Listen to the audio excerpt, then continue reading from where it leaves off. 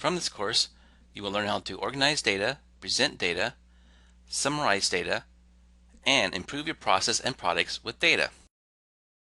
You will learn and understand the necessary critical statistics when working with data.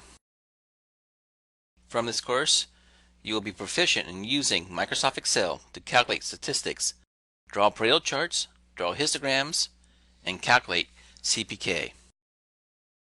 You will gain a full understanding of normal distribution, 3 sigma, 6 sigma, CPK analysis, variation, standard deviation, outliers, attribute versus variable data, and many other concepts that are useful for making rational decisions.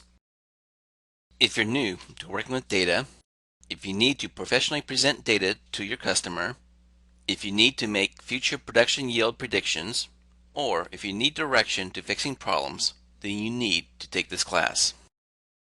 Introduction to Data Analysis is a scientific method to help you drive improvement, focus your resources, reduce your costs, and make rational decisions.